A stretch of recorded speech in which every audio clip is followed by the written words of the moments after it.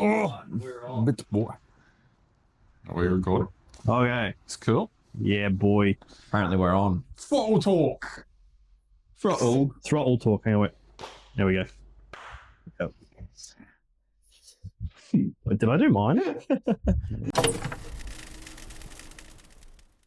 ThrottleTorque. Welcome to the proper full episode 1 of ThrottleTorque. I am your producer and host, BJ. I'm joined today by Jack and our special guest, Michael. Yeah, Michael, can you tell us a little bit about yourself? Your history on riding, involvement with the industry, that sort of thing. Give us your spiel, mate. Well, first of all, thanks to you guys for having me here. So I really appreciate that. So it's first time being on a podcast. So why not start it off with you guys? It's fine. It's only my second time. Oh, wow, that's good. That's all right then. I'm happy with that. So get rid of the nervous shakes. So basically I've been riding now for just shy of 12 months. I actually did my first pre-learners here at One Addiction, which was an amazing experience, and I really enjoyed that. Jack was actually my instructor during that time, which many good memories there. Good times, lots of laughs, and I think I had the kickstand down when I was trying to, turn the bike over the first time and take off, and I couldn't take off. And Jack's looking at me and just, what are you doing? It's like, we talked about this. You know how to fix this problem. Riding the little 125, and me being 6'5" wasn't exactly good to look at. Wasn't appealing on the eyes. It's like watching him try and fold into a bike too. It was hilarious. Like previously to that, I was riding like dirt bikes for a very small amount of time. So my mate had a dirt bike, and we used to ride on his little property in Boondall. It was a WR 450F. Yep. That was the first dirt bike you rode? First bike I ever rode. Was it WR 450? Yeah. Start with the basics. Start with the basics. It's just that's a handful. It was a handful, and it was on loose gravel as you would imagine, and that was terrifying. And after that, I sort of got the feeling of getting stuck right into bikes. There's a reason why it's terrifying. That's a lot of people's bikes that they finish on. I didn't realise That's the natural progression done. I didn't realise that. I had no idea what I was actually doing. I just hopped on there and off I went. And that's when I got that feeling for bikes. And one of my mates had an MT-07 as well. So that really set the tone for what I wanted. And when I did my pre-learners with Jack, I was always thinking about what bike should I get? And it was always in the back of my mind, but I never committed until I just finished the course and said, yep, off I go. So now I ride a 2024 MT-07 Lambs. So it's a hell of a lot of fun. I love every moment. It's not the most powerful bike in the world, but you can use all of it, which I enjoy. Yeah, another good thing, man. You're our ambassador for One Addiction. I am. You want to tell us a little bit about that? Yeah, don't really know how I landed that, but I guess I do. You hang around for long enough, right? Yeah. And then we're like, oh, hey, you should do some things. Yeah, work with a team. I do have an Instagram that I sort of post branded content with One Addiction and share as much as I can, and we're going to work closely in the future as well. So for anybody that actually wants to sort of have a look at what my Instagram is, it's MTO or MT0 if you're typing in. I need to bleep that out somehow, but I can't because... Spell it out. MT0SHIT. There we go. I can put that in. That is my Instagram. So it's a play on words from MT-07 to MTO. Yep. That's hopefully I'm going to be doing a lot of work with One Addiction and sharing some stuff that they produce, whether it be your servicing or your advanced riding course, which I did. When was that? March? 4 weeks ago? It'd be about a month ago. End of March. Yeah. How do you feel after you've done that course? Talented. Look at magic course, just do it and you'll end up as Rossi. No. During that course, I thought that I knew everything that I needed to, and created some bad habits. like not really bad habits, but stuff that a lot of riders would initially do Absolutely. once they get their license and ride on the road. And then when I did the advanced riding course, the coach that was there, I forget his name. I feel so bad. Sorry, man. But yeah, he was great. He was riding a Ducati. And we went out there and, he was giving me tips and tricks and ironing out those things that I was doing wrong or what were common with new riders. Yep. And by the end of it, I felt so much more comfortable with both the tyres on my bike in general, and just how I actually looked at the road and looked at the bend and took the bend, looking through it instead of at it. So it was awesome. So my braking's getting a hell of a lot better. And I just loved every minute. It was awesome. Well worth it. It's such a big thing. Like when you get, it doesn't matter whether you've been riding for 10 years or whether you've been riding for a couple of months, me personally, I always apply the logic of when I did my pilot's license years ago is the day you stop learning something on a motorcycle, hang up the keys, you'll kill someone. Yeah. Like it 100%. Like I'm still learning things now. I've been riding for a long time, and a course like that, and I'm promoting a thing that we sell, but also like it's freaking rad. And also like it's going to teach you stuff that's going to be really, really handy on the road, but also if you want to jump out on the track and stuff, it's going to apply out there too. So and you don't even have to do our course. Yes, we do the course. We provide it with Moto Dojo, but you might not be in the Brisbane area.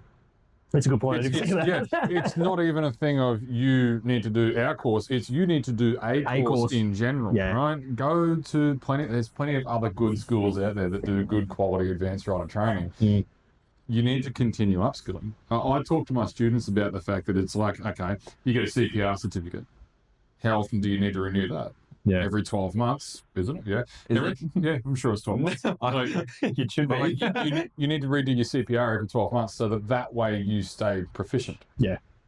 And I don't know, think to yourself or talk to your mate and ask them when was the last time they practiced doing an emergency stop, for example. Even just slow riding through, filtering through traffic, for example. I was hopeless. And I think it was like 2 weeks ago, I was like in the middle of a car park. I don't know what I was doing, but I was just sitting there and I was like, I'm going to practice this. And I looked ridiculous. And I basically just went from one side of the car park to the other trying to slow ride. And there was this lady on the balcony of her apartment just watching me on my own. And she could hear me in my helmet just being frustrated with myself. Being like, come on, man. That's good. Like I used to do a few years ago, would go out to a lot of the rallies that the guys would do, which was just like an overnight camp. A bunch of guys that all get together, and you'd do games like that. You time the slow ride, and whoever could do it the slowest without putting the foot down. Just silly things like that. But it's like slow riding is hard, man. It is difficult. Well, for me anyway. It's easy to do, difficult to master. Yes, absolutely. Yeah. That took a little while for the cogs to turn over. Then I was like, hold on. Clearly I haven't mastered thinking. Just to reel it back in a little bit, we've got some new hoodies. You guys are modeling them for us. It's too hot. I've just come out of the workshop. So here's this one I like. Need money for race bikes. Need money for race bikes. I hope you can see that. I can't actually see. You guys were saying, I need money for race bike because I don't have one. I have one. I still need money for it. It's like, right? So those hoodies, or the hoodies, right? When's this episode coming out? As soon as possible. Okay, cool. Not early Saturday. next month. No, not before Saturday. Definitely wasn't before Saturday. If it is, props to you. Yeah. You guys may have already seen these at our bike night. Cool. Hope you bought one. Right, we've got the need money for race bike ones. We've got the what are these ones? Just addicts. Don't dig it back out. Yeah. I don't know if you guys can see that, but hopefully you can. That is the work of the behind the scenes marketing master. Yeah, we'll say that. Master, genius, I don't know, right? It's my partner, for those of you that have met Shelby. She's put in all the work to get all these hoodies back up off the ground and do shirts again. And realistically, she's been the reason why we actually have a merch line again after, I don't know how many years. So good. They're definitely talented. Like, these hoodies are very comfortable. They're good. I put mine on and was like, I want to keep mine on, but look, I've been in the workshop all day. I'm sweating. I've got heaps of hoodies, and I can feel like this one is going to get a lot of use, like an absolute flogging. So, yeah. I hope you guys know how upset Shelby's going to be the fact that she hasn't even seen the hoodies yet. And we're wearing them. I'll probably watch this before she sees it. That's good. Oh, that's rad. All right. Cool. On to our next section, we're going to start talking about news and stuff in the industry. So we mentioned on our last episode about KTM, which is going to be that's going to be a big thing. Big thing for years to come as well. Yeah. That is not a quick fix at all. I mean, they've had a bit of a bailout, but I believe there's still stipulations. I got to put my nerd on for this. Oh, his glasses and all. No, I don't even know where to start with this. Like, it's huge. Like, well, where are we at with it now? So they declared that they were going in bankrupt or receivership. I forget. I think it was voluntary administration, to be honest. That's the one. Yeah. Yeah. Not a good spot for a motorcycle manufacturer. Mm. Not a good spot for any business, but particularly for one of the major players when it comes to providing us with bikes. Arguably, probably one of the biggest. When you think about bikes or off-road bikes or adventure or dirt or anything really, KTM is in there. Yeah. No, obviously, they dabble in the road bikes, definitely not as much as what they do the adventure and the dirt stuff, though. And that's where it really starts. I suppose if you look at it from the road bike perspective, you very rarely see people on KTMs. Okay, we've got the 390 series, the Duke, the RC, and the Adventure. Mm-hmm. And then we go what used to be the RC8s with the 1190s. Yep. And then they've got the new ones. The RC8R. Yeah, the RC8R. The 890. But if you think big road bike, okay, Super Duke. Realistically, if you're looking at it just from a road bike perspective, there's not a lot. But we forget about this whole other thing, their predominant market, which was or is still dirt bikes. Yeah. Right? Did you do much research on how they actually got into the position or some of the factors of how they got into the position that they got into? I briefly touched on it. I briefly looked at it. Yeah, it was. I did a bit of digging because I was interested as well. From what I could find, it was a downward spiral that started with COVID. Okay. Oh, really? That's a long way back. That was a while. Yeah. So their prices have always been a little bit, shall we say, premium, right? Their prices were premium, and then they weren't selling many bikes, but they were still producing just as many. Yeah. They ended up with a backlog of 265,000 units. I love how you got that written down. I figured that. Yeah, so from what I found, they still have or had at their peak 265,000 unsold bikes. Right. That's quite a chunk. That's a lot. Well, if you think, what's a new 450 KTM is worth close to 20 grand. 20, yeah. That's a that's a lot of inventory just sitting. Basically, just manufacturing more than they were actually selling. Well, I think it was not even more than, yes, it was more than what they were selling, but it wasn't more than what they were used to. It's just no one was buying the ones that they already made. Was that because of like their sort of connection with Husqvarna as well, was when they started to manufacture to build that on top? Was that in connection with that as well, do you think, at all? I think Husqvarna was bought out by them. Yeah, it was a little bit 14 before that. End of 14, start of 15 is when KTM and Husqvarna merged. Right, okay. Yeah. Right. So, because I was thinking like the amount of other sort of brands or makes that they had with connection of KTM, that they were producing KTM as well as Husqvarna and kept building that, and then they eventually stockpiled so much that they weren't actually selling that many of their own. Hence why they've gotten back to where they are now. Yeah, and also on that as well, I've found that KTM are actually withdrawing distribution of CF Motos in a lot of their European counterparts. What have we got here? The Germany, Austria, Switzerland, UK, and Spain. They're not going to be the distributors. So another company. Wait, did you say Austria? Australia. That would be. No, hang on. No, it'd be Austria for CF. Absolutely. Wow. The built-in, like KTM is Austrian. You would think they'd be selling it in their own. I don't know, it's CF Moto, but like. You think it would be big there? Yeah, you think they'd try and push their own. I know it's a sister company, but. Clearly, I mean, they're not in a good spot to begin with. They don't want people going and buying the blue KTM that's 10 grand cheaper. That's a good point. So have they come up with like a solution at the moment for? So from what the research that I found so far is that they have had a couple of investors buy out a massive chunk of the debt. Mm-hmm. It was looking at, I didn't write down any of this, which I should have, now that I realised, but they were looking at something like a 15 or 30 year plan to pay off all this debt, right? Which obviously they're going, well, we're going to have to liquidate everything. It was something massive like that. Yeah. What they've actually done now is with these investors that have bought off a whole bunch of this debt is brought that back to something like 3 or 5 years. It's really, really reduced it. So that's what's kept them on the map currently, and how they can, sort of go, all right, well, we can stay in the GP, we can keep selling bikes and all the rest of it. And they're definitely still not out of the trenches if it's still a 5-year thing. It's still, they've still got a long way to go, but it's looking more promising than what it did 4 or 5 weeks ago, so looking sort of further for the future, like from your own sort of opinions about what's happened with KTM, do you guys think that there will be another brick wall that they potentially hit 10 years, 20 years down the track? Well, there could be, but who knows what the market's doing at that point, eh? I mean, no one would have picked the KTM situation. No. Do you think people would not buy them as much now? There's definitely that risk, and that's going to hurt the name for in the short term for now.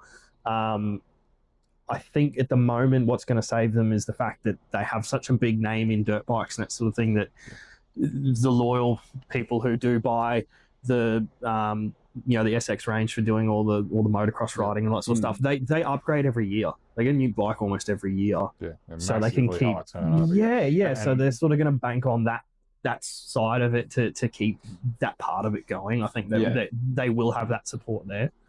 So, and ultimately that's what keeps dealerships afloat, isn't it? Like, I'm no help to it. I don't really buy brand new bikes. I've never bought a brand new bike. I've bought one brand new bike, and that was a FE450. Oh, I remember you saying last time, and I haven't done it again. And I don't know. I bought my MT-09 secondhand, and now I've just ridden that forever. I'm not really a high turnover bike owner, and that's a lot of people are like that. But the motocross guys, they're having 1 or 2 or 3 brand new bikes a year because they're just constantly, like the guys up the top, they need smashing through bikes. Yeah, they definitely need it. But the scary thing at the start, now it's a little bit better now that we've gotten more updates since the last time we spoke about it, was the trickle down effect. I think we spoke about it on the last podcast. Some of our suppliers are talking about that. It's just that it affects so much more than just we're about to lose a massive bike brand. It's going to massively affect, like you mentioned last time, dealerships, small businesses that specialize in European bikes. WP suspension's a huge part of, like, they're owned by KTM. I didn't even connect those two dots, even though they're in the same factory or they were across the road from each other. Yeah, they're in the same industrial area. Yeah, in Austria, it's mental. Like that sort of trickle down effect is genuinely scary. Like that could. How much more it affects, rather than just the big picture. We're about to lose KTM. It's like we're about to negatively affect a lot of other businesses and things in the process. So, look, I for one am very happy that there's positive steps moving forward for KTM. So, I was going to say, like, one of the big things as well that with the whole, if KTM went under, like we were saying, with the whole people not wanting to buy KTM because they might still sink. Look at what happened with Holden. When Holden announced that they weren't going to be producing Holdens anymore, all these dealerships near me, you could hardly buy, or people weren't buying new Holdens because they're like, we know that they're not going to be continuing on, so I don't want to. And maybe, do we get that? Now, I suppose there'll be a lot more light at the end of the tunnel now that people are sitting there going, okay, well, they're making positive steps. And thankfully, KTM just didn't go, we're just going to close the doors. And I suppose... Could you see an increase of the older KTMs then? Because like it did with Holden? Well, that would be a thing, actually, but I suppose what would be considered to be a collectible KTM? Because like a Holden Astra didn't necessarily get more expensive, but if you had a Commodore, like an SS or something, or a Maloo, absolutely, right? What would be, RC8s would be up there for sure from the road bike side of things, particularly the old 1190s. Yeah, they only did them in 1190. Yeah, and I mean the new ones would go up as well. If we look at dirt bikes, there's I don't know. They did have some pretty niche ones in there. Off the top of my head, I can't even remember. I think did KTM do anything like what Yamaha did with like the 2-track? They would have to have, surely. I don't know off the top of my head, to be honest. This is going to keep you both up all night. It will. Yeah, I would say if they did go under, or it may boost the price of those more boutique collectible KTMs.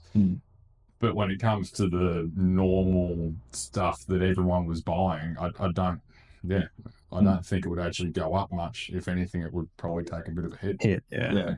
I did start falling in love with that new Super Duke Evo R KTM. Those ones are insane. Yeah, they're wild bikes. So when I looked at that and I saw that KTM was going down the rabbit hole, I was like, no. I do have a bit of a game, I guess, for lack of a better word. A game. Yeah. A game. Why have you not told us about this game? No. It's more of what could have happened. Okay. Yeah. One of the things that was popping up on a few of the news reports that I was getting of KTM was while this was all going on, our other big favourite brand was in the background with their wallet open, Mr. BMW. What the hell would have happened then? Like, you've got your two biggest adventure bike brands. Yeah, actually, one's about to buy the other one out. Like, that had potential to just. If you look at the big adventures, we've got the GS, GS 1200s, and then the 1290 Adventure R. Yep. What happens when the same company owns both of those? What does BM do? Do they keep their 1200 as we'll keep this as the comfy, soft version, and then we'll keep the 1290 as like the hardcore, energy smash and drinking bike, That's always what KTM's been. Yeah. They don't make refined, smooth, nice. It's a punch in the face when you hop on a 1290. I had the 1190 Adventure R. That thing was that was the first proper off-roader I've ever owned. That was a dumb thing to do. The thing was an animal. But anyway. So BM, it hasn't, won't, didn't, shouldn't. Who knows in 5 years? I couldn't find anywhere that said that they actually were. It was all just like, BMW might be doing this. It's like, is this actually? So I'm treating this more of a what if? Yeah. What if? Same thing as BMW entering MotoGP. It's like, maybe, who knows? I don't know. But okay, so what they would really benefit from, I think, BM would really do well from KTM's smaller platforms. Yeah. What does BMW have in regards to a small bike? They've got the GS 310. Yeah. I'm not a fan. Yeah, but apart from that, there's no real land BMs, unless I'm missing something. Yeah, the G650, which is an older bike. Yeah, you got the G650s and the F650s, which they had a different range of they had road going, they had soft roaders, they had full on dirt bikes, not dirt bikes, like adventure bikes with a 17 and a 21-inch wheel, long travel suspension, all the rest of it. I think the early ones were called a Dakar, the later ones they called, I'm going to butcher this, either Sertau or something like that. German things. I'm pretty sure from memory those are all learner approved, but again, they're a taller bike, so they're only going to suit like you guys essentially, or someone who has a bit of experience being able to shuffle their weight on each seat with one foot down. I think an RC390 is a tall bike. It is, and it's got a wide seat too. Sorry, you were going to say, Mike? Oh, I was just going to say about that, the BMW smaller bike market, but the Lambs bikes. I can tell you that it would probably be very popular if BMW made a Lambs size S1000 looking bike. If you had an asymmetrical S1000 like they did with the S1000 RR, a lot of Lambs learner RE riders would get that. I can guarantee you they would. What you're describing is a BMW version of the Aprilia RS660. Yes. Yeah. And that bike is so cool, man. Yeah, really cool. It is such a cool but thing. we say that, and I agree. Like an S660 RR would be cool, right? Okay. Not now. Yeah, just But how many RS660s do you see? Yeah, not that many. No, I don't see any. Which is why they're so cool. Get one. Right, but they're cool. They're fantastic. I really like them. All the electrics that they've got, they just took the RSV4, put it in the dryer, shrunk cut it nice. Right. I think only like at bike meets and stuff that I go to quite regularly, you rarely see an Aprilia at all. Yeah. Now, you see a lot more BMWs than what you see Aprilias in general. So that means that more people would buy a small BMW. Yeah. But what they need to do is not do what they did with the 310 and outsource it, because it just wasn't done well. From I'm your not a fan. perspective, but Yeah. It's coming from someone that worked on BM through a period of time. Do you mean? Do you reckon that if they did that, would BMW jump back in the dirt bikes? Because they dabbled in that with the G450X. How cool is that bike? It was cool. Is it having the front sprocket in the actual swing arm pivot and everything? There's some proper nerd stuff happen for them now. So They're like, let's just get all of our nerds, right, and make a dirt bike. And they built a pretty good dirt bike. It just was not good in other ways. Yeah, it's very expensive. BMW expensive. Yeah. Well, even from a marketing perspective on both of them, if BMW did take over KTM, they could bounce off each other quite heavily because they're both very popular brands as well. Yeah. So then BMW can actually help KTM market and go back out and grow from whatever situation they're in at the moment. So that's another thing, just away from bikes itself, just on a marketing side of things. It would be good. We can speculate a lot about it. We could be here on it. It's a rabbit hole for sure. Do you want to talk about other cool things? I do, yes. So the next thing I want to talk about. You say cool things. It is a cool thing. You know where I'm going with this? I don't know if we're thinking about the same thing. I'm going to talk about the last race meet. That's not a cool thing. I heard about that. It wasn't a cool thing, was it? No, it wasn't cool. It was really hot. Jack, do you want to shed some light on that for our listeners? Sorry to ruin your mood, Jack. That was probably one of the toughest meets that I've had. For sure, actually. Usually, I pride myself on prior preparation of motorcycle. I get to go in, race the bike, park it up in the pits after the race, have a drink, talk shit, have fun. Instead, what I managed to do, that's right. Instead, what I managed to do was go out, ride the bike, have an issue, bring it back in, pull it apart. And I did that for 3 days. Yeah. No, 2.5. Yeah, I was going to say, we got it on the last day. You didn't reply to me at all. I was off you. Yeah, you didn't reply to my text. No, nothing. I was, I pulled my bike apart more in one day than so the new fairings that I got on, they came on and off more that one weekend than what they had the whole point leading up to that. Probably the whole life. I think it's safe to say that we can pull that bike apart so fast now, though. I'm pretty good at it. Yeah. So, I should probably tell these guys what happened, right? Yeah, they're sitting there going, what happened? Right. I put in a new motor from a bike that I found up north in Yeppoon, and I grabbed that motor because my old motor from last season was getting a bit tired, using a bit of oil, down on power. I was like, look, do I rebuild that? And I was just about to order all the parts to rebuild it, and then I found a whole bike up in Yeppoon for cheap. And it had 8,000 Ks on it. I'm like, that one. All right, so I just bought the whole bike, and then I ripped the motor out of that one, put it into my bike. Now, me not thinking properly, I slammed the new motor in, let it all up, got it all working, tuned it up, happy days, and it didn't have any issues until we really started working the bike hard at Queensland Raceway on the national circuit, and then it started overheating. Yeah. And then we thought we fixed it, and then it overheated again. Then we thought we fixed it, and then we overheated it again. And that happened for the whole of Friday. So from the day that you got to the track, from the morning of, when did you achieve a proper good session? Sunday. Sunday. Sunday, which was I would go out, do 3 laps, 4 laps, come back in. And to put it into perspective, like we would what would you call it? systematically replace each part in the cooling system, right? Trying to work out what was wrong. We found it was a layered effect of a few different things. Thermostat was faulty.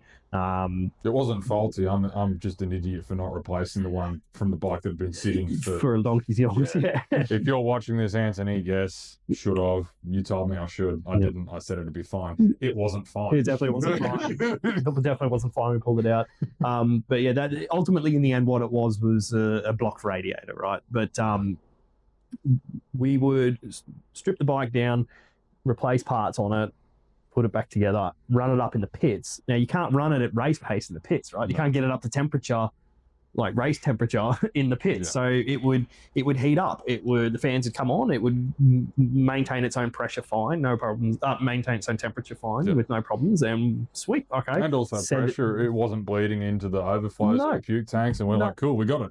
Yep. Go out again. 4 laps into it, 116 degrees, that's a problem. Come back in. Yeah, rinse and repeat until we had replaced everything except the radiator, in which we ended up doing a road trip to go get another one. 2.5 hour road trip to go pick up my old radiator from the old bike. Yep. To then come back and put it in, because what we think happened is that the thermostat was jammed shut. Full of crud. So then when I've been bleeding the system normally, the coolant's clean because I didn't know that the thermostat circuit just wasn't open at all. And then it's cracked open, dumped a load of spooge into my radiator, right? and now all of a sudden I've got a radiator clogged with stuff, but then we thought it was still the thermostat or the radiator cap. I think it was a stressful weekend.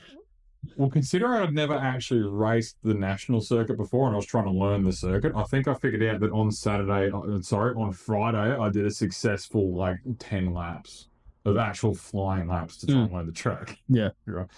So it was it's a decent time from memory. I was running mid-pack and I missed the first race. I think I'm currently sitting 8th in the championship, which is not fantastic, but there's still 4 rounds left, so we'll see how we go. Yep, we'll be right. Fingers crossed. When is the next one?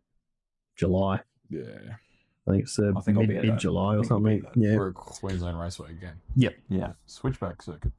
That is good circuit. It just means I don't have to try and haul me down the straight on a 600. You talking the back straight or the back straight? Yeah. I haven't done the full back straight. I think I've done. What have I done? Switchback? Yeah, you did. No, I did Clubman. I did Clubman circuit, but the main straight even on my 750, which doesn't come anywhere near out of the corner as hard as what the R6 does. Yeah. You're in it for an eternity. You're sitting there going, come on, braking marker. Oh, it goes forever. That is a good track though, doing the Clubman. Quite a bit of fun. But the rest of the weekend went really well. Saw some awesome racing. Racing, and it was cool to see the sidecars out as well. Sidecars out there. Well, they were their third race of the season? Third round of their nationals. Yeah. That was really cool. If you haven't seen sidecar racing, get out and have a look. It is cool. Maybe I should get into that.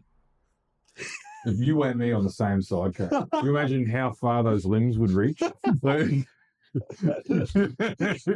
would be comedy. That actually would be comedy. If we were going around Queensland Raceway, we could be in turn 2, but then your head would be in turn 5. Oh no! That's it. I'm doing it.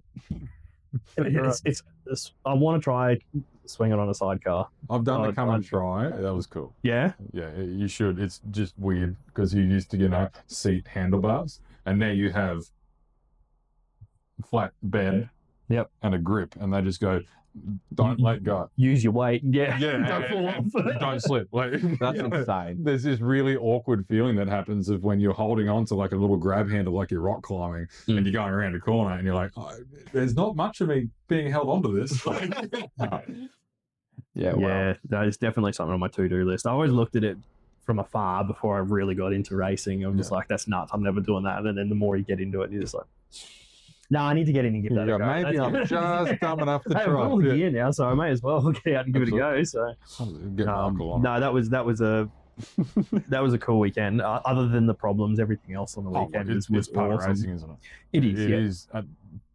It's that situation shouldn't have happened. Lack of planning on my part, but I suppose we can sit here and go, it's the memories, this, that.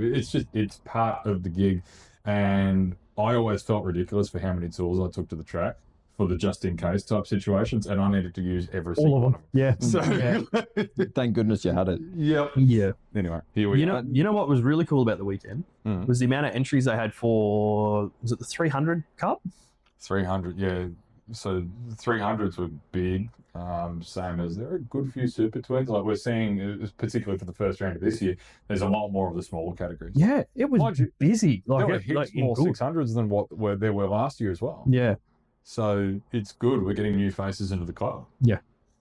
Yep. No, I was genuinely surprised with the first couple of rounds, and I'm like, there's a lot of traffic on the track, like, but it's a good thing to see, you know. Like it's awesome to see so many people getting into it now. So. Yeah, absolutely. And that's the thing with those little bikes is they are a lot cheaper to run than compared to like a 600. Oh yeah. Like so, and then the 1,000 guys have their own bucket of expenses to deal with. Yeah, no thanks. That gets very expensive very quick. All right, on to our next category we got here.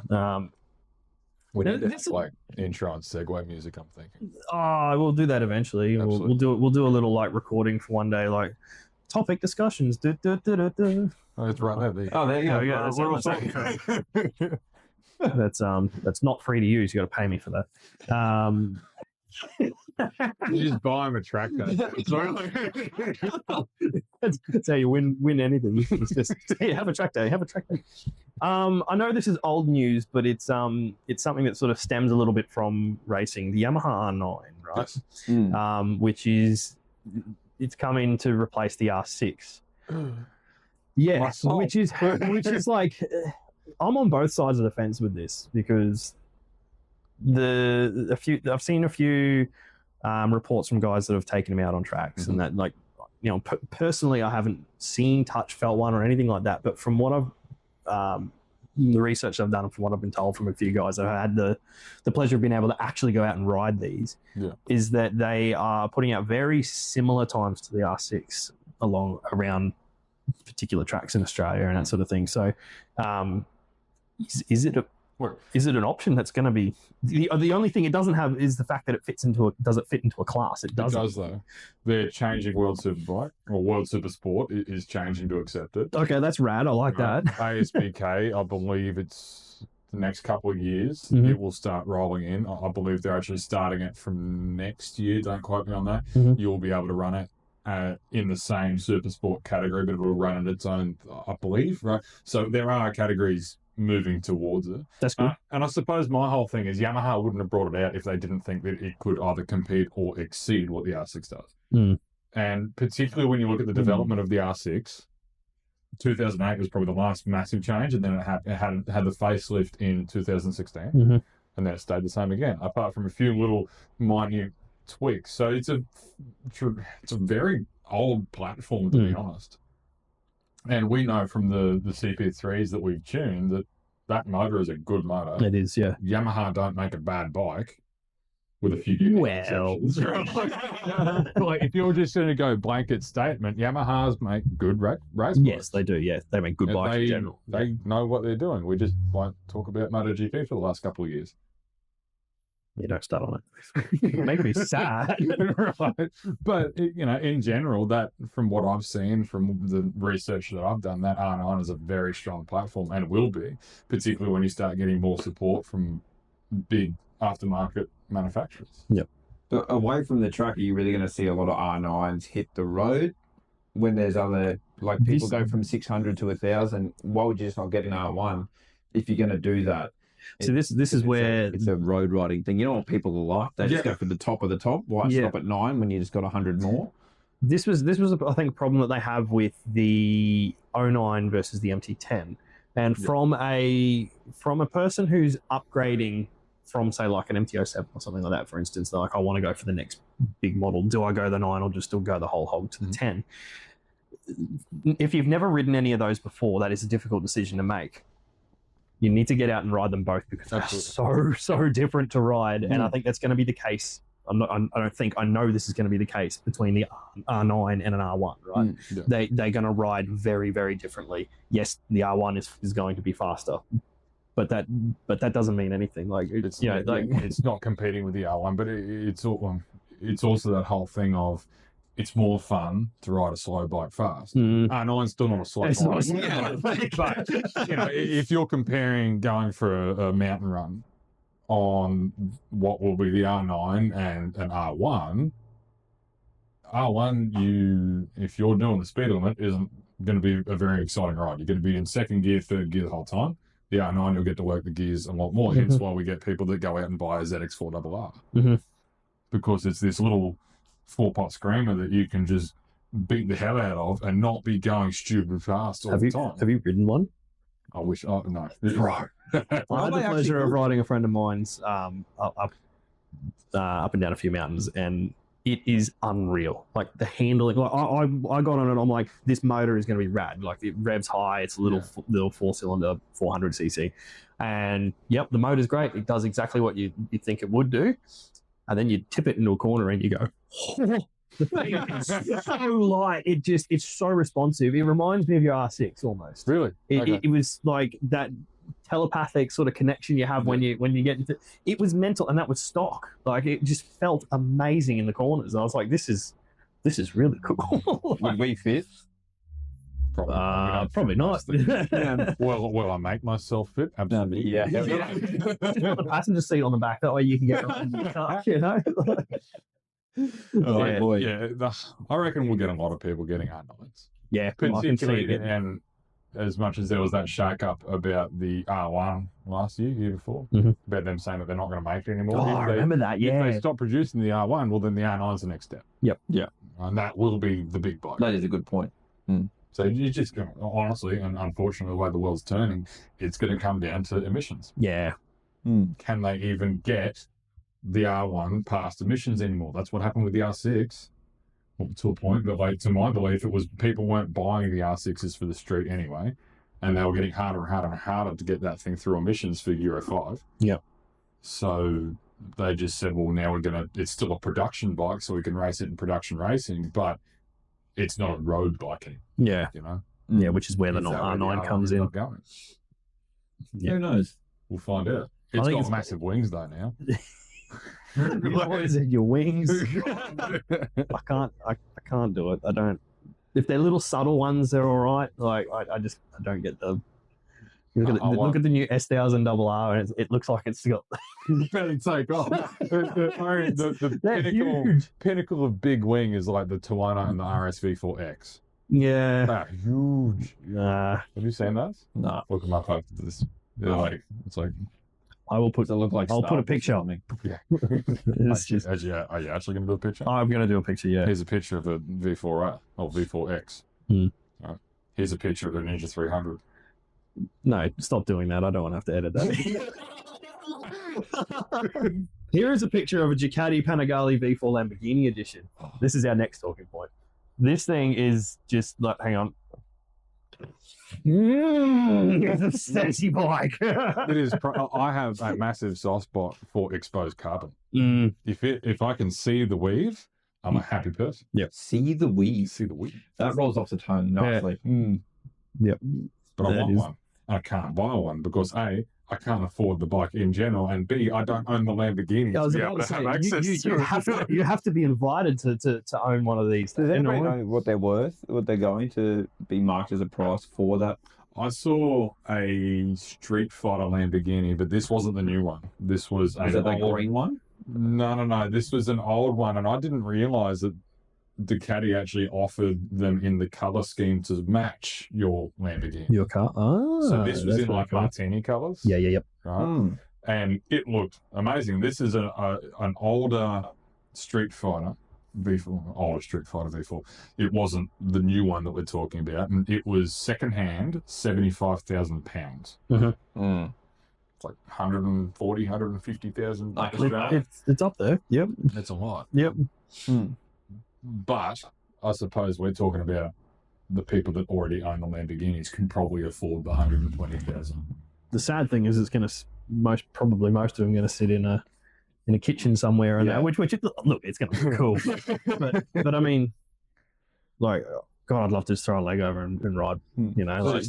They're making the units that I believe, I think it's 630 that goes out to these Lamborghini to the owners. Yeah. So they can purchase them. Yeah. And then there's actually, that I heard before as well, there's actually another limited edition for select clients of Lamborghini that can get another type of Ducati on top of that. Right. So 630 of this Lamborghini version. Which is just the Panigale V4. Yep. Yeah. And then there's a Special version, which there's 63 of. And each one can be itemized and customized to that. Like To match further, the car. yeah, further more than what they just offer from purchasing the original. This is a realm of motorcycles I'll never get to touch, unfortunately, but it's very cool. Can you just imagine having your carbon fiber V4 sitting next to your carbon fiber Lamborghini? You'll know if I ever get a carbon fiber V4 or something like that. There'll be signs which will be like when we're doing this podcast, and it'll be sitting right here in the shop. not a wheelie MT-07 in the background. I would be limit bashing that thing all day. I wouldn't care. I wouldn't let you do that. No, I would. Who cares? Spear tackle you off the bike. Stop it. If I'm going to own a bike like that, I'm going to ride it, and I'm going to ride it exactly the way that I would ride it. Fair enough. Maybe that's a topic for the next podcast, and that is all these really cool bikes that just seem to never actually get ridden. Yeah. Because it hurts my feelings. It sucks. And I can only imagine how Ducati feels, time and energy, development, making this amazing, spectacular thing for it to 99% of people that own that bike will probably never ride it. Breaks my heart. Take it on the track, just send it. Be so much It's like fun. when I was out at the track and saw an AMB1 I remember you saying that. on the track. That's mental. Really? That's like $100 and something thousand Massive money. Yeah. And there's not many of those either. And here he is just bashing around doing a track day. I'm like, that is cool. Good on you. I like you. You would hate to crash that. Oh my God. No, you know what you would hate to be? Crashing it, I feel like you could live with because you did it. Imagine if you get crashed into. I don't think anybody would want to go near you. No. You would stay at the front of the pack the whole race. It's a potential. I've seen it happen in track days. Yeah. Somebody gets crashed into. Can you imagine you're like on your R3 punting around and accidentally crash into an AMB1? That's awkward. No, thanks. I think you're a Ferrari in your Commodore. That would be very sad. Yeah, like your VP Commodore. Yeah, that's right. God's chariot, that one. Oh, good. Alrighty. We'll move on Do you to want to become a nerd? next segment. We are about to nerd up. What's nerding up? We're Nerd away. do you want these? I don't even know if they... Can I wear them? What do you think they're fake? I don't know how... I can't see that. I don't know how blind BJ actually is. You probably won't be able to tell. The old stigmatism is okay. Far out, dude. It's that bad. It's that bad. Oh yeah. You pass Can I it readjust my eyes? You need to pass it through the camera. What? How else does it get to be? You got to pass it through the camera, it pops back. Oh yeah, out the other side. And I go like, yeah. That would look... Yeah, okay. Got it the wrong way. I just want to make this hard to edit. That's right. Here's a photo of the new M1000RR. Like, I'm gonna put up. What if we start... duck or something? What if we start talking to BJ that way? If you're doing that, I need to look at. Anyway. Anyway, nerd up. Nerd away. Nerd time. So this is our tuning talk section. Mhm. Today we are going to delve into exhaust design, which is SC project, straight pipe as loud as possible, the only way. On No. BMW. no on an R7. True. Which is annoying because they actually do a bit for an R7. Secret, right? Yeah. They're really loud and they make the whole shop rattle. Yes, they make the most power out of the R7s that we tune. I didn't tell you that. Yeah. Who said that?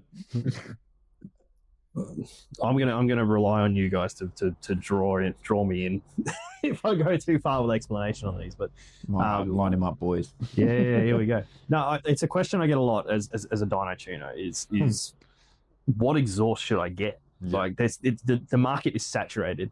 I'll start by telling you what not to get. Don't get a Chinese replica, please. Like for two reasons. First of all, you're not supporting the better quality companies and that sort of thing, which put R&D and all that sort of stuff into a product they've done all the research. That's what R&D is. But anyway, they've done all the research behind it. They've done all the testing and all the rest of it. It fits nicely. It doesn't leak. And they last a long time. How many pipes have you put on that leak? They are sieves. They end up being painted with exhaust gasket because everything leaks. Like AliExpress pipes, like I am at a point now where, like, I'm going to start turning them away. Yeah. With tuning the AFRs on a bike, the fuel ratios, I need to sample the exhaust that's coming out of the back of the bike, right? So that involves measuring air and fuel, right? Now, what happens if you poke a hole in the exhaust? You're introducing more air into the exhaust. That's not related to the running of the bike, so it's going to give me a false lean condition. Yeah. In which case, add more fuel, and then now the motor's not running how it should. No, you end up with a stupid rich bike that's not going to run real nice. It's got poor fuel economy, foul plugs. It's not a good time. So, like, in essence, Chinese pipes, no good. There are brands like, I'll name a few, Delkovic, Black Widow, which are sort of like I'd almost call them like entry-level pipes. They're sort of like a mid-tier price, I guess, compared to what you'd get off eBay and AliExpress, which are going to be a better quality pipe. And the beauty with those is that you get a choice of huge amounts of different shapes, sizes, sounds, and all the rest of it. You can get... you can actually get pipes that are approved by Transport Department for a lot of older bikes and that sort of thing. You'll find Delkovic do. I've got one for my Z, which is it's massive. It's a massive long pipe. Yes, it's quieter, but you'll find with pipes that are of a longer length, depending on a lot of other factors on the bike, you'll generally get a bike that's a lot nicer to ride, not only due to sound, but you also get an increased scavenging effect. So what that means is, like, between each exhaust pulse that comes out of the header of the engine, it pulls a vacuum in behind it. And what you get is you get a thing called valve overlap, which is where your inlet and your exhaust valve are open at the same time for a short period of time. And what that'll do is draw more fuel, more air in. And acts essentially to suck in more of that air fuel charge, which equates to more power. If you put a really short pipe on that's got a really big diameter, you're going to reduce that scavenging effect. Yes, you increase the flow, so you're going to make great peak horsepower, but it's not going to be nice to ride around. You're going to have reduced torque across the middle, and yes. Is that the nerd canter, or is that? No, I'm putting my head up. Because you said, what was that brand? The Delkovic. That one. Yeah. English. You did a tune on a CBR 650R. The red one. Yes. A little while. I remember ago. How was that? Because it came up really well. Yeah. It made really nice power. It was really, really nice to ride after that. Yeah. Yeah, exactly. The beauty of that particular brand, they are a favourite of mine, being that they are sold locally here in Brisbane. And you get a huge choice of different pipes, and they're affordable. And they seal properly. They're like your middleweight. Yeah, they're not even middleweight. They're good pipes. Yeah. And there's a lot of brands out there that don't have the Acro price tag. You know, or the Austin Racing price tag. That is a healthy price tag. Or even SC. Van Diemen. Yeah, like the one that's on the 1290. It looks spectacular, right? I know I did the whole Austin Racing have you can quote the pipe for your bike kind of thing, and I did one up for a 1290 Super Duke because I was looking at getting a 1290 Super Duke. And I'm like, if I'm going to get the 1290, I have to get the Austin. Yep. And I was like, lobster cut, titanium, twin exit, $8,000. What? Yeah. Is this Austin Racing or Van Diemen? Austin Racing, yeah. I feel like the two of those brands anyway are almost on the level of art when it comes to exhaust. Absolutely. Yeah. Hand welded, pike up. Do you think a lot of people buy their exhaust based on look more than anything to begin with? They sound really good. Yeah. I'm going to get to that in a bit about looks, because ultimately in the end, like, that's what you're doing, isn't it? You're buying something that looks good and sounds good, sort of thing. You're not it's something that I want to put into perspective as well. Is that, like, you know, we aren't just putting them on just for looks and sound. You know, you get a performance benefit out of it, but maybe include that in your thought process. Absolutely. Of like, I'm looking at a pipe, what should I get? And especially if you're looking at a budget end of putting an aftermarket pipe on, you don't have to spend loads of money. There's good options out there. I'm just saying, don't go full cheap on them, because you are going to sacrifice your tune when you do eventually get your bike tuned, but you're also, a leaking exhaust is pushing hot exhaust gases all over the bits of the bike that it's leaking onto. Your radiator hoses, your sensors, and anything that the pipes are leaking onto. Wires and hoses and clamps are just getting hot exhaust blasted onto them that they don't need. Yeah. And I also talk to some of our students as well, and they go, I want to get an exhaust for my bike. And my first question is, what do you want from it? Do you just want more noise, which I understand? Maybe you just want a bit more volume, or do you want performance gains from it? Yeah. Because that very much determines how much you're about to spend. Yeah. If you want the really good performance gains with the good noise, you're spending a couple of $1,000. Yeah. If you just want a bit more volume, you can probably get a slip-on muffler for a couple $100 that is decent. Yeah, I'd say, but like $350, I think, is probably about as cheap as you can go for a slip-on. I've got an eBay muffler on my R6. It makes good horsepower. It cost me like $300 and something. Yeah, which just slips onto the end of your header. So you still got the stock headers and everything. Stock headers with a link pipe and then a end muffler for the end of it. And it was cheap, right, compared to the market. And I, when I was building that bike to start off with, there was still I bought that bike not running. And me preemptively pulling the trigger on buying a muffler for the bike that still didn't run properly. I didn't want to buy a $1,500 end can. Yeah. But now at the point, it's like, well, I'm not going to take it off. It does fine. You don't need to spend $2,500, $3,000 on an exhaust. No, I really liked my. I had Kelpie. Yeah. Kelpie's good. On mine. But being on my REs, yes, I got in trouble. All right, we'll move past that. But it was quite loud for an RE, bike, and it was fantastic. Very easy to put onto the bike. I did it in like 20 minutes. Wasn't even that long. We did some runs up here with a few of Kelpie's bikes, testing a few of their different like DB killers and all the rest of it, and there is some decent gains to be made from their pipes, and they look really good. They are loud. So if you're after loud, like they have a lot of volume. No, it's ridiculous. Don't straight pipe it at all. You don't need it. Yeah, don't do that. But but no, ultimately, like in the end, you sort of ask yourself what you're looking for out of the pipe, and if it's just pure volume, then you look at things like the SC projects or the race fits or any of those sorts of things. Kelpie's a good one as well, because they are really loud. What I like with the Kelpies though is that you have the options for baffles. The DB killer, if you've got a CRT SC project, you now have that loud always forever. Every time. So I got a pair of proper molded earplugs, and I'll wear them with the ear muffs over the top, and it's still loud in a dyno room. Like it's ridiculous how loud those things are. One of the owners of the shop had a Tuono with an SC Project CRT. I am so sad that you sold that, Dwayne. But like the best way to describe riding that bike, it was like riding a migraine. Yeah. Like without earplugs, you'd ride 10 minutes down the road and go, this is ridiculous. Now, it sounded so good. It sounded fantastic when it was 50 meters away riding down the street. Yeah. But if you're on it without earplugs, you hated your life.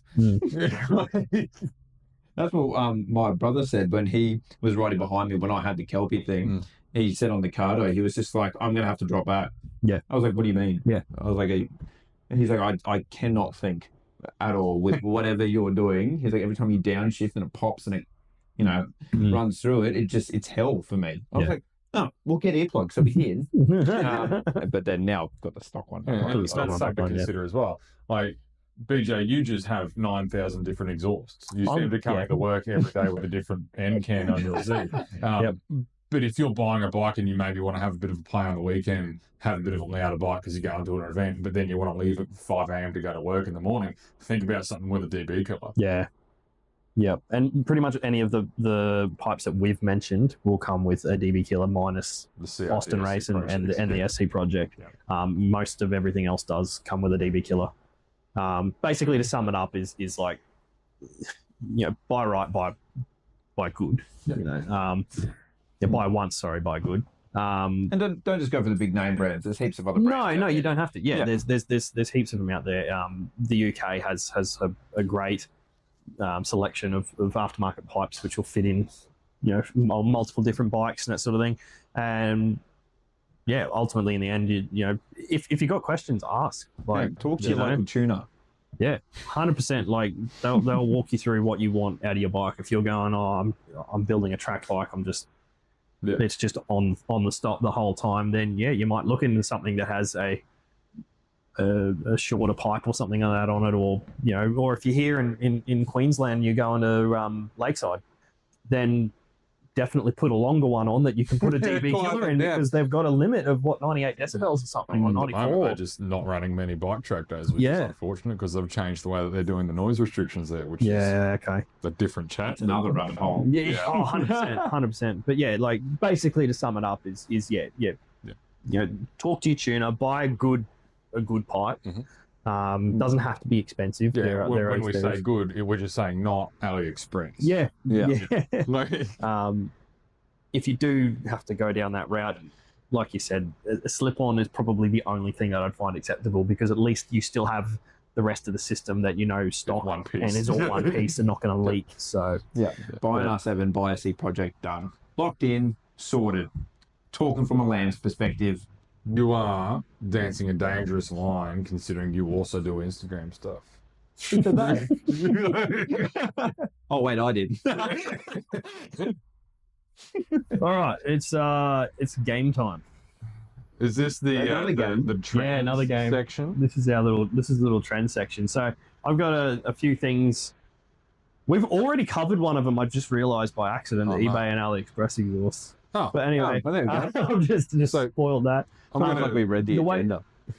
The way it works is I'll mention a trend, and you guys have got to put it into. I'll make a little graphic for our people on Spotify. Unfortunately, you're not going to see it, but for our YouTube guys, I'll make a little graphic. We got God tier, yeah, nah, or full in the bin, right? Okay. And we'll have a little discussion to see if, on each of these trends. And we're going to do individual ratings. Yeah, it's going to be individual, so that way some of us can get God tier, yeah, nah, in the bin. In the bin. So there's four spots. Okay, yeah. So it's like when somebody says rate something out of 10, BJ wants you to rate it out of 4. Out of 4, yeah. I'm so stressed, man. All right, so look, I'm going to change the order that we've got on the thing here, but anyway, we'll start with the eBay and AliExpress exhaust, because we've just come out of that discussion. Like, where would you guys put that? Are we talking exhaust as in system? Full system. I'm going to go full system. In the bin. Yep. Yeah. That was an easy one. Unless you want to... I'm in the bin. Unless you want to into it. paint it. Like, if you are planning on spending probably just as much money on exhaust gasket as what you spent on the exhaust, you can probably go up to like a right. Still put that in the like, if you're just going to think about like chem welding it with exhaust gasket to make it not leak everywhere,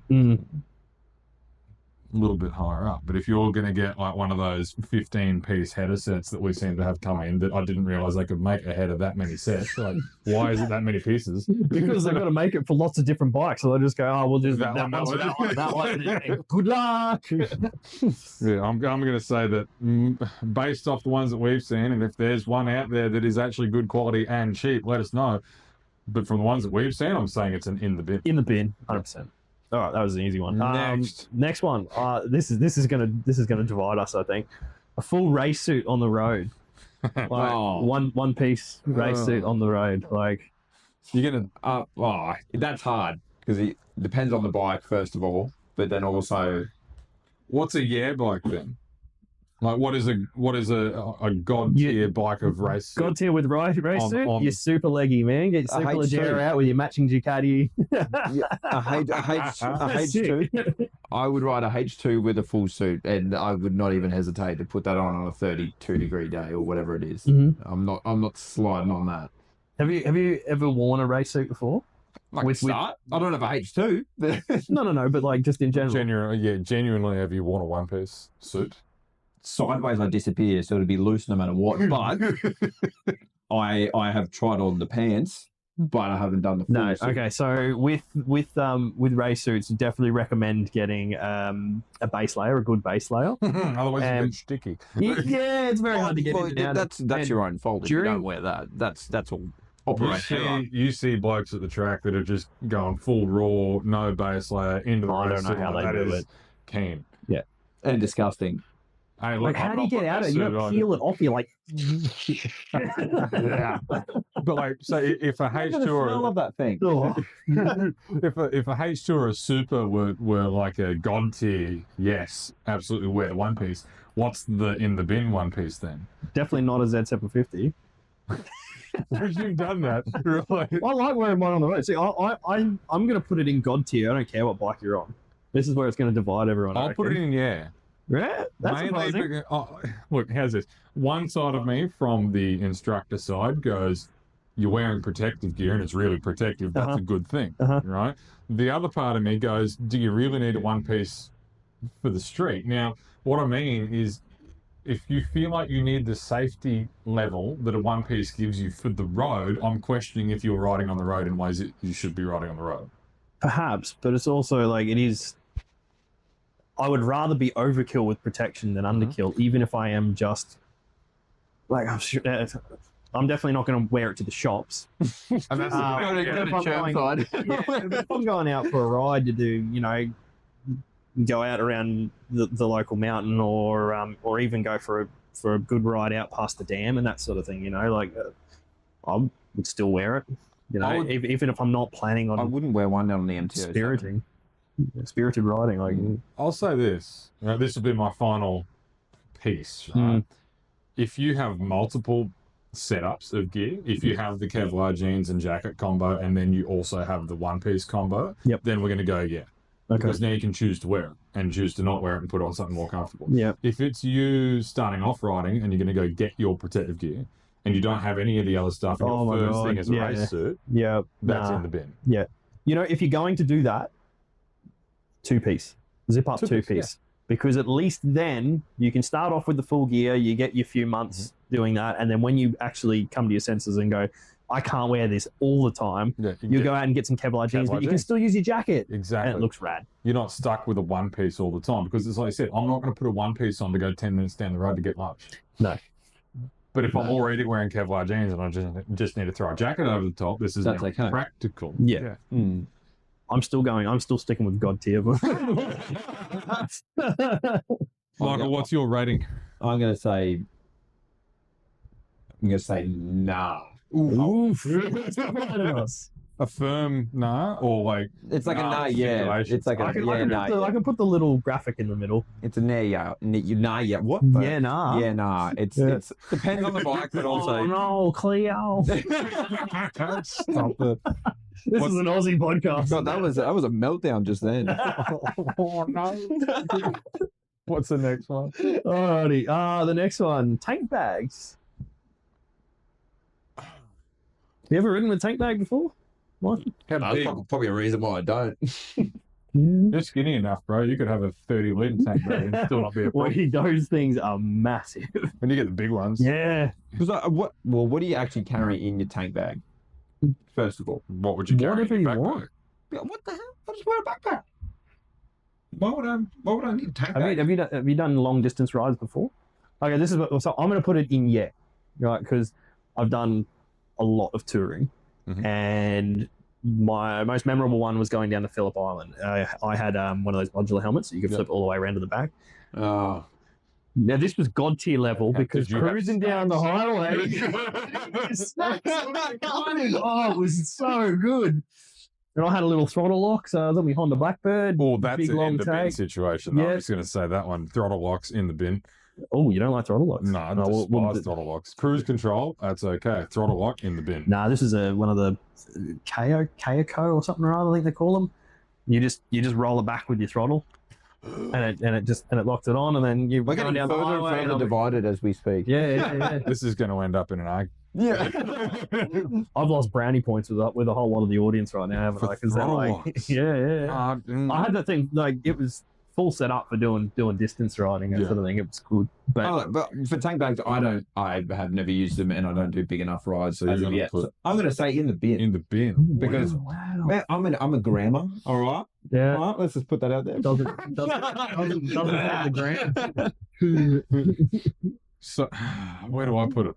I see the practicality aspect. I just don't like the look of it. Same as I struggle to. I should have a top box on my MT-09 because of the amount of Ks that I do on it.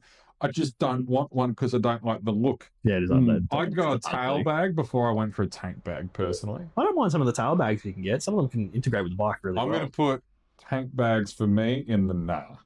Why do you put them on your race bike? Very chill for when you overheat.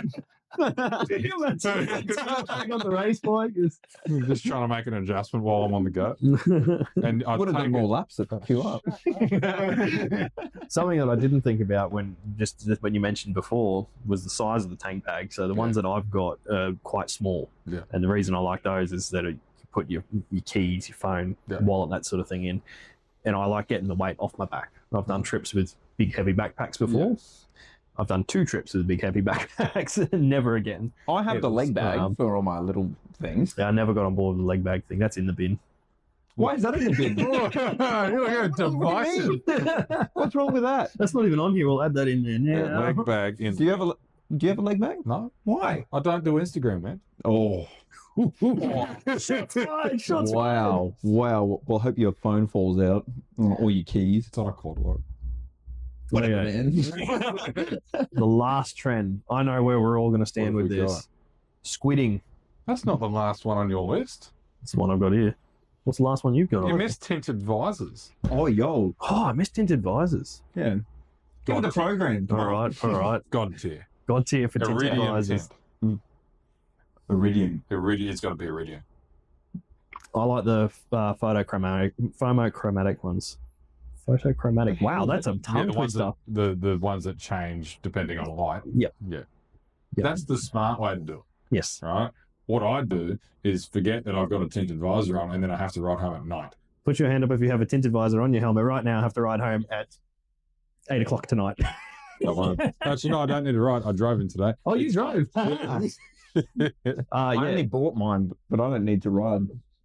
Because I'm just, I like carrying it with me. So I'm the only sucker that's got to ride home with a... Yeah, because in the rain, it is raining right now. Easy workaround that I found for this, and I tell all my students this, if you don't have a bag that can have a slot for another visor, because I used to have an OGO backpack that had has the slot visor slot in it. Yeah. So good.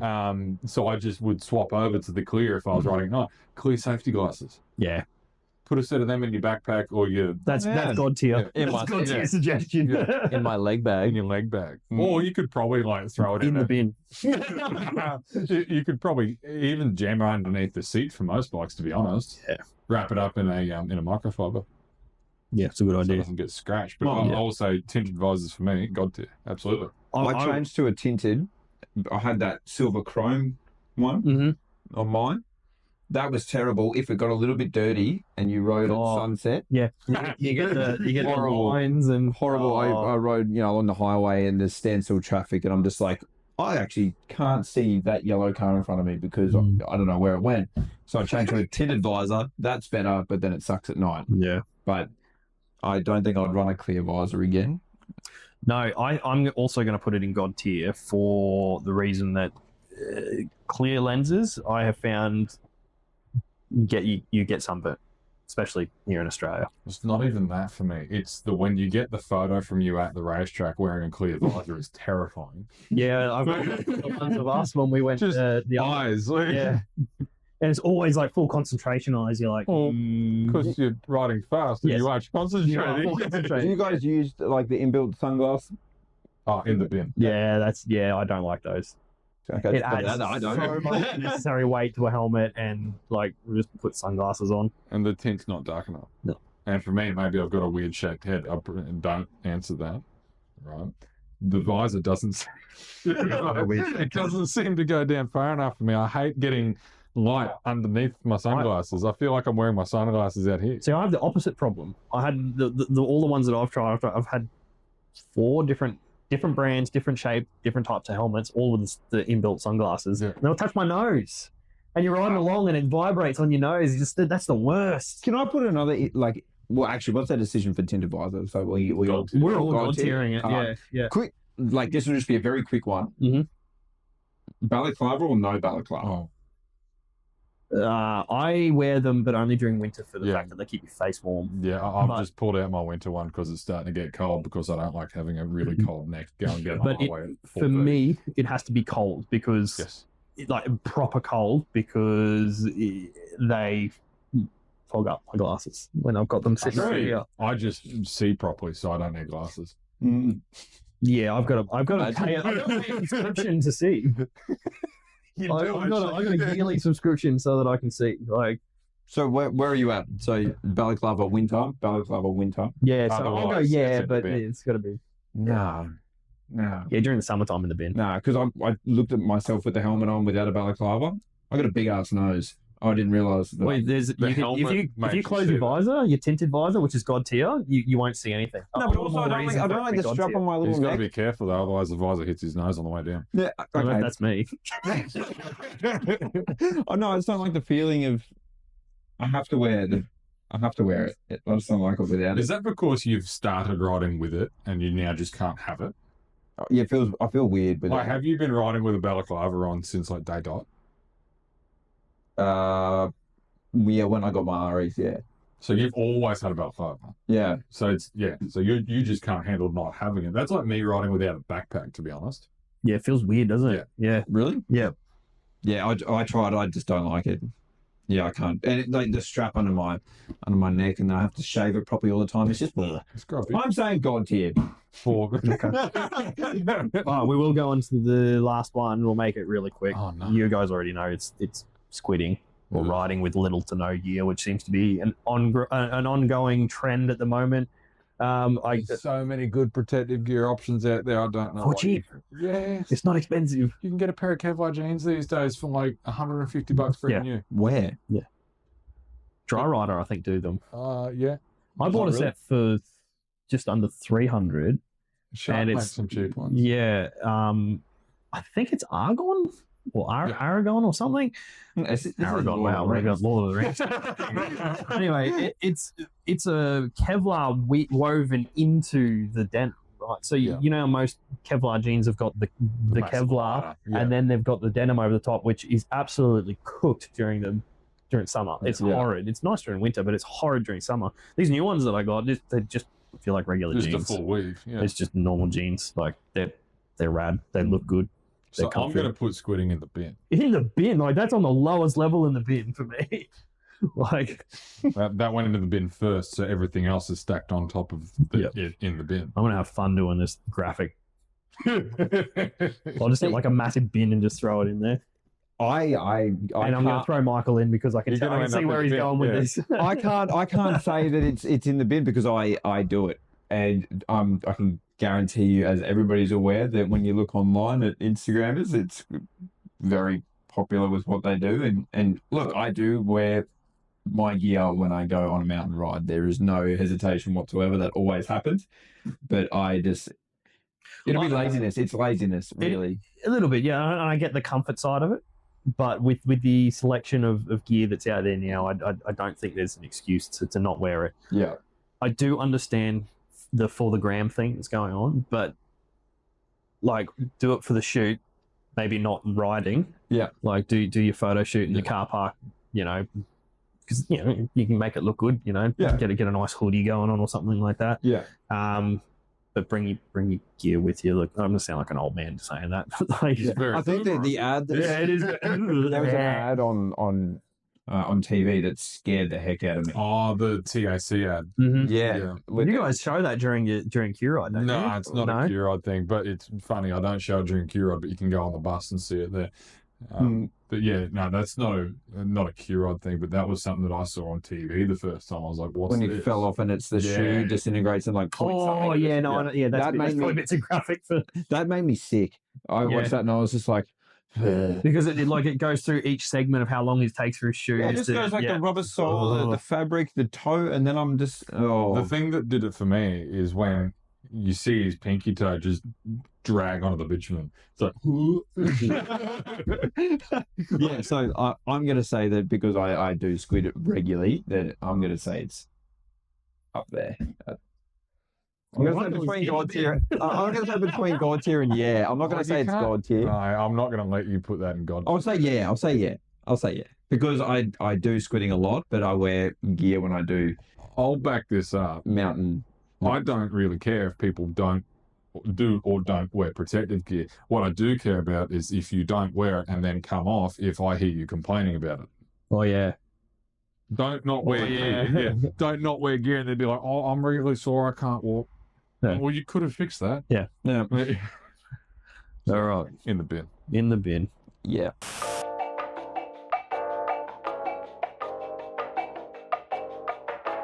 I'm just going to sit down in my One Addiction new hoodie. I will say, God tier.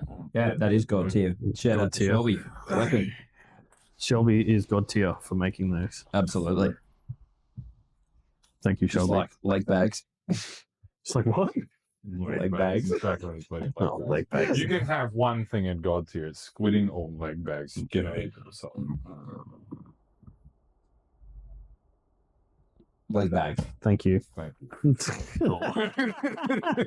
I thought I was going to get Put kicked that in out. the graphic. No, You had to think about that. That's the concerning part. Yeah. Like, yeah. Just having that conversation, I thought all three of us would agree on in the bin for squidding. Now I feel old. No. You feel like somebody that's crashed. I have crashed. Both times that I did, well, one of them was off road. I don't think like does it count as crashing if you're off road? Did it hurt? Yeah, I broke my ankle. Yeah, you crashed. Yeah. Both times I had gear on though, so Rough. All right, where are we at? we got back after a little intermission. We this is our pre-learner course. Yeah, this is our Q-Ride section. So this is I apologise to our international listeners. This will be a little bit confusing, but Q-Ride as a whole is not even international, interstate. Interstate too, yeah. So Q-Ride is specific to Queensland and Australia in our licensing system, and it's look, to be fair, it's confusing. Like from our perspective, it's fine. Like we've been through it. You and I work with it. Yeah, we work with it every day. Yeah, so it's easy for us to go, oh, it's simple. Like it's not that hard to understand. But I got an appreciation for what it's like on the other end when I had to go through the medical system, right? When I was getting my surgery done just recently. And most of the doctors are like, oh, it's very simple to understand. It was confusing. And like for someone who works in it all the time, it makes a lot of sense, right? But for someone who, like myself, who's never really done anything massive, that's not even that huge, but like getting surgery done and then having to organize all like health insurance and, you know, your hospital bills and all that sort of stuff. And like, it was confusing as hell. And so that made me sort of go, maybe that's what it's like from the general consumer's point of view from coming in and doing their license. Just look at how many messages and phone calls we get. Yeah. What's the first step? What's this? Like you can find all the information on TMR's website. You got to know what you're looking for, though. Exactly. Yeah. Yeah. One of my friends recently did it through you guys. What was it? 2 Sundays ago, I think. Mm-hmm. You would probably know who he is if you were here. You can pick him out from a mile away. But anyway, just him asking me what he had to do it was confusing me with where he was at on that website to try and get that approved to go in there. Yeah. And I was just like, just bring your computer to me, please. Yeah. I'll show you. I was like, it's just so confusing trying to do this over the phone. Yeah. But it's a confusing system, and this is going to split the crowd, but I'd say it's necessary. Oh, 100% it's necessary, yeah. And I think as far as licensing goes compared to a lot of other places, I'm going to say worldwide even, it is a process to go through that is on the right track, I think, to having a system that's going to be really good. I like the levels that we've got, you know, having a learner level, then a restricted level, then an unrestricted level. I look at places like the UK and that, and I think that's a little too over-regulated because you're limited by CCs right down to like 125s and that sort of thing. I think that might be a little over the top. Here, It was, yeah, it did. Had the 250 licenses, and then we went LAMs, so learner approved motorcycles. Yep. I don't know. I haven't looked much into other countries, I'll be completely honest. I really only invest my time into the Queensland system because that's just what my life is with. It's a job. I would say that where we're at with it currently, it's not perfect, but no system. No system is perfect. Yeah. Is it good? Yeah, absolutely. Is it something that I even learned things? I didn't need to do pre-learners. But the first time I saw a pre-learners, I picked up on things. I was like, wow, that's a problem because I've been riding for a long time already. And now the learners are learning things that I didn't know. Yeah. No, it is good. Look, realistically, like, I don't know, probably the biggest things that I find, do I need to do any prep work for my pre-learners? Not really. If you can ride a push bike and you understand the basic fundamentals of driving a manual car and clutch and gears, I would say that you probably don't need to do a thing before the pre-learners. Yep. The pre-learners course is very much designed for somebody that has never ridden a motorcycle before.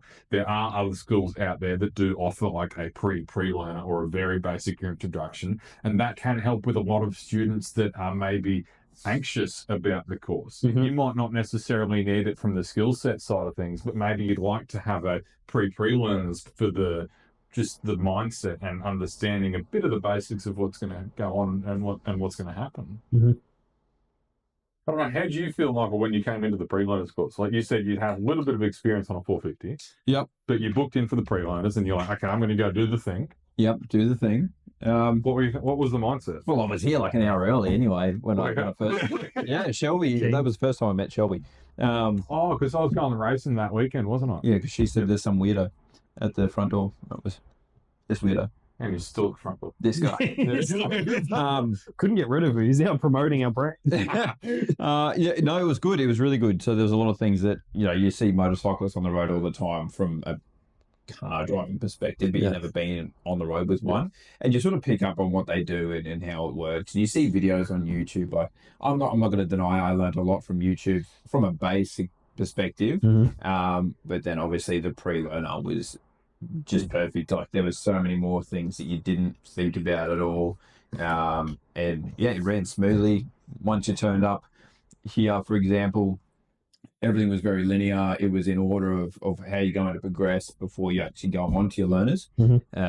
Lots of theory, but not too much where you're overwhelmed and you're going into just like mush. It actually sticks. And that's a lot of the layout of the course as well, is because it's not all just like a day of theory. For those of you that don't know, it's a 2-day course. Right? So 2 hours, about 6 hours each day. Got break, there's lunch breaks, there's morning tea breaks, but it's not like there's 6 hours of theory. No. It's a bit of theory, do some stuff on the bikes, come back down, do a bit of theory, have a morning tea break, and you bounce up and down from the training range all day. And for us, at least, it means that when it's middle of summer, you spend an hour or two up on the training range, sweating your guts out, but then you get to come back down to the shop, sit in the aircon, grab a drink, and then you get to be nice and get comfortable again, cool back down. So you're also not getting blasted by 6 hours worth of 35-degree heat, right? So that helps with the learning process as well. What did we tell you that you needed on the day, Michael? Like, okay, you're going to go in for your course. What do you bring? Oh, Jesus. Like from a gear perspective, or just all of it. Well, your license, first of all, that's pretty important. There's an eligibility thing. You have to check your eligibility on. That's important. Sure that you do the course. Because if you don't check that, no point. I remember I did mine way too early, and then I had to redo the eligibility thing here in the actual office. It's not the end of the world. It's not. It doesn't take long. When you book here, we ask you to do it when you book to make sure that you don't book a course that you're not actually eligible for. But then it's also, if you book 2 months in advance, that eligibility certificate doesn't officially have an expiry date, but TMR's perspective is, how do I know that you didn't lose your license last week? Yeah, exactly. So, your license eligibility, I bought my own helmet and my own jacket with me. And check with your school on that one. Not every school provides all the gear. I would imagine the majority do, but make sure you actually check if you're going to a different school. do they provide the helmet, the jacket, the gloves? Is there a rental fee for those? Yeah. Is there, do you need to bring a balaclava like you going go-karting or something like that?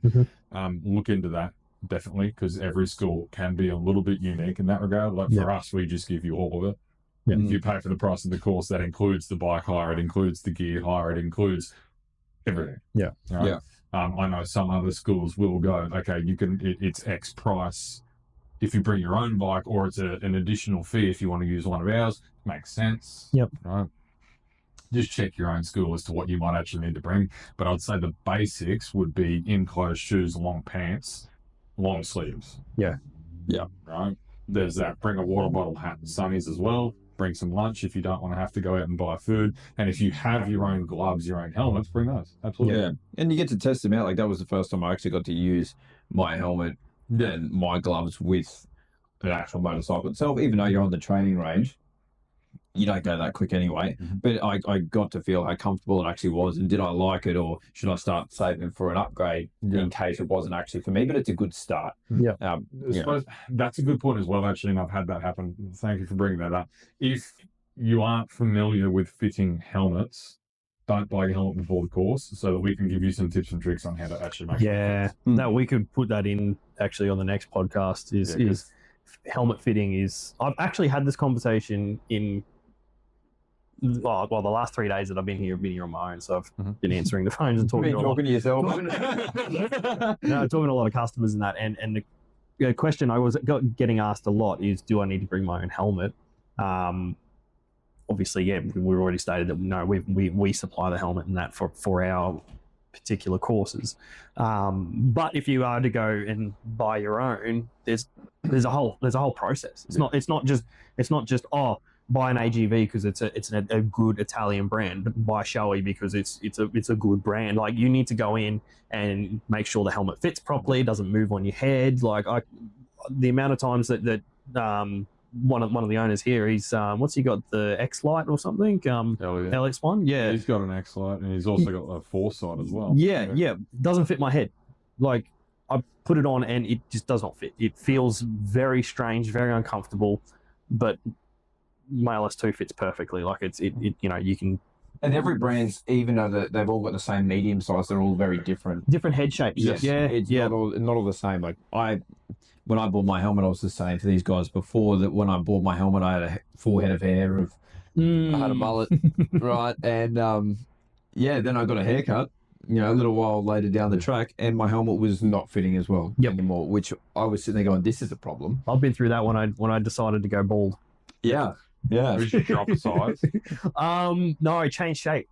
Really? Yeah, because it just the shape of the hair on the top of my head just changed the way it sat in the helmet and where it interfaced with the top of my brow and all the rest of it. So I found, like, originally the AGVs fit me really, really well when I had hair, but when I shaved my head, they fit really strange. There was like a spot at the back of my head here, which it was just open and you could push the helmet back and forth onto it. Yeah, right. It was very weird. And like, I tried going to a smaller size. No, that just ended up putting pressure points up here and that. Yeah. You see how we get sidetracked so quick? I say we should talk about it in the next podcast. So we're now talking about it now. But yeah, drawing it back to Q-Ride is that if you are hell-bent on buying a helmet before doing your Q-Ride and that, definitely go and try on a lot of different helmets in a reputable store, because they do all fit weird. And like you said, if your training school has helmet hire or supplies helmets, try them on too, because that's don't buy secondhand, not off marketplace. No, don't do that. In the bin. We're turning into Mighty Car Mods here. Can I put that in there? No, I don't think I can. Probably not. That pretty much covers it. The license system itself, like, just to put it in its most simplistic form, we got 3 tiers: pre-learners, REs, and the R. Like you said before, pre-learners designed to get you from zero riding experience up to safely operating a motorcycle, mainly in quiet streets, car parks, that sort of thing. Your R is you can probably explain it better than what I can. That's fine. So, like, yeah. Oh, sorry, RE is the next Pre-learners. I mean, do you want to start right from the how you become eligible for pre-learners? No, I just wanted to just sort of just basic how the system works. Pre-learners So, like, is designed to teach somebody that's never ridden before the basics of how to ride a bike. It's not trying to make somebody a perfect, amazing, immaculate rider. It's supposed to be a step above what a lot of us people that have been riding for a little while didn't get, which was jump on your mate's bike, here's the throttle, here's the brake, don't crash. I didn't even get that. Really? It was like 20 questions online. You paid like $30. Yeah. You did an online quiz. There's your learners. You could go and jump on a bike and ride it. That's what I got. Yeah, I had 30 questions. I was pre-2016. Yeah. So I got 30 questions.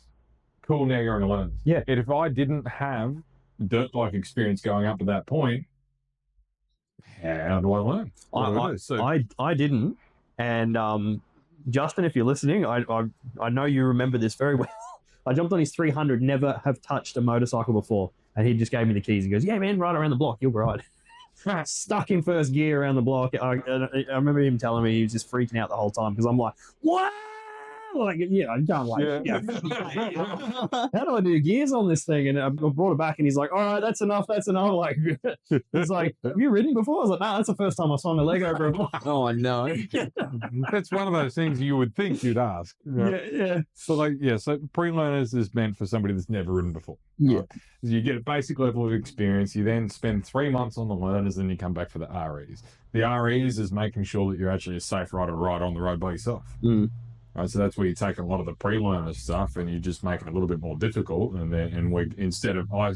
tell my students that it's instead of me teaching it to you, I'm assessing you on it. I'm expecting that you know it, so you're going to show it to me in a bit of a higher caliber to make sure that you can ride a learner-approved motorcycle on the road by yourself. Right, and then R class is, well, okay, you've already been riding for at least 2 years on your REs. You should sort of already have this covered. So let's just make sure that you can do it all on a big bike. All right. And that's it. It's the basic breakdown of it. It's simple.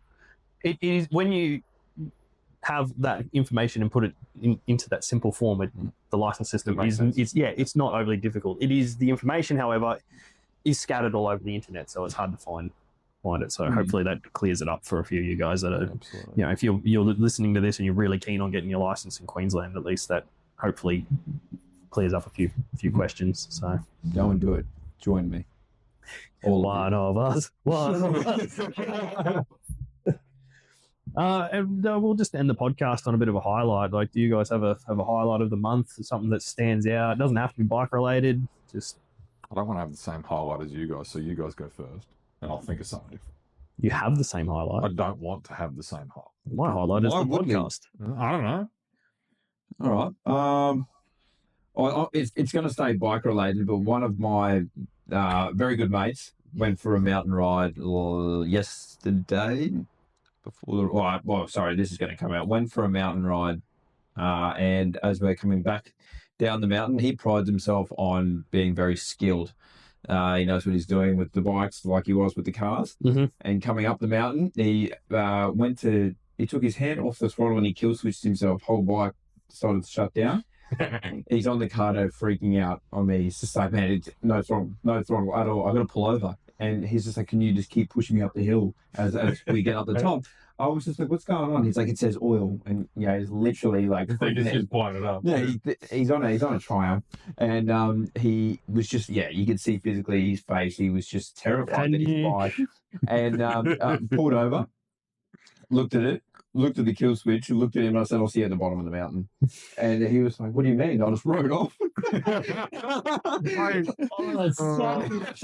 I can match that. I am not going to name names, but I had one of my old students call me. He's like, Jack, I'm on the side of the highway, man. Who do I call? He's on my bike. It's engine lights everywhere. He's like, I need a tow truck driver. Can you help me? It's got the oil light. I'm checking it, and I'm telling him how to check the oil level and this, that, whatever. And I'm like, send me a video of like what it's doing. And he sends me a video. I was like, yeah, key on. Yeah, hit the starter motor button. Does nothing. And I'm looking at this kill switch in the off position. I'm like, hey man, can you just like put the kill switch in the run position and then try that again? He goes, oh. He goes, it's fixed. Oh no! I'm like, oh, no, It's pretty common. A lot of this to the best of it. I've kill switched myself like on one of the main roads here in Brisbane. Just I was leaving a set of lights. I was like, I'm gonna go first and second, bang, and then I'll go to third and stop. And yep, got up there first, second kill switch. I saw my whole life. I thought I'd blown the bike. I was like, oh no, Jack's gonna kill me first of all. I was like, what's my parents gonna say? What if my friends come past? And then I was in this dark little side street. I hopped off the bike and looked at it, and I was like, I don't know what I did. Got back on there, and the car that I overtook, then I overtook again, and he's just like, where did you come from? Oh no! Yeah, so there's our highlights. So that's your highlight. Your Well, highlight, that's mine, your babe. highlight is someone else's suffering. Honestly, it's fun, eh? It's lots of fun, honestly. Oh, that's a very Gotta see the Australian fun. thing. Got to see the fun side of it. Oh, 100%. You know That is my funny. highlight? I figured it out, right? It's after my bike kept overheating, we figured out it wasn't blown up. It was a thermostat and a cold radiator. So yeah, I'll be honest. That's a highlight. That's an absolute highlight. I thought that I just put a brand new 8,000k old motor into my bike that was ruined, and it's not. It's fine. That would be okay. A better highlight would have been nothing at all. You can't win them all. Beggars can't be choosers. My highlight is cliche. I don't know. We released the pilot episode about a month ago, and the traction that it got with you guys was Absolutely unreal. Yeah. Like, this has been an ongoing project that I basically have filled my entire spare time up with. And the feedback we got on the first, like, it wasn't even the first full episode. It was a little pilot introductory, you know, just to see whether you guys were going to be keen to do this, and the feedback we got was unreal. And it's like planting your seed in your little pot garden and seeing the first couple of sprouts pop up. You know, you're just like, yeah, my plant's growing. You know, that's a really terrible analogy, but no, that's what it feels like. I'm just like, this is my little thing, and that's my highlight. Like, I set my alarm for that. I was up as soon as you said the time. I set my alarm for that. That makes me so stoked. I woke up and I was like, I'm ready. I'm so ready right now. We got such good feedback from it, and you know, like, it was massive for me. Like, I know it's probably sounds something so simple, but we've put a lot of effort into these first couple of episodes already, especially around, like, we're fitting this one in on a 3-day week that we've had probably a week and a half worth of work. Like, we're still going. And what's the time now? It's 8 o'clock. I've been here since 6:30. We're gonna finish this up. that is my highlight. I won't drag it out. But that is episode 1 of Throttle Talk. Awesome. You stuck on with us. Congratulations. Yeah. For us, it's been like an hour and a half. Yeah. Probably a bit longer. But for these guys, hopefully it's only like an hour. I reckon you get to trim an hour, half an hour. Surely. We'll see. Surely. I got stuff to do if I watch the next one. No, this has been awesome. Like, sitting on the podcast with you guys, so it's been really, you know, quite entertaining, and you know, lots of knowledge as well from you guys with KTM and exhaust and all that sort of stuff. So yeah, It's exhausting talk. Oh, it's been hectic. I loved every minute. We have just a quick side note. We have now been published onto Apple's podcasts as well. Oh, really? Now, yes. So I've worked that out. RSS feed. Don't know what that is, but sounds awesome. Technical talk. It's Good stuff. yeah. So yeah, you will find us now on Apple Podcasts. Yeah. It won't release immediately at the same time as Spotify. It takes anywhere from a couple of hours to a couple of days to release, but we're on there now. It's going to get there. Yep. And so now we're on Spotify, YouTube, Apple Pod. Yep. And I'm working on, I think there's 3 others that I can work with Spotify to release on. Through So Spotify. yeah, Okay. and I'll announce them Beautiful. once they're on there. But that is it. That is Throttle Talk. Episode 1. Oh, that's gonna stick, isn't it? Stop that. Oh, dear. That's awesome. So can't you use Patreon? Can't you use that? Yeah.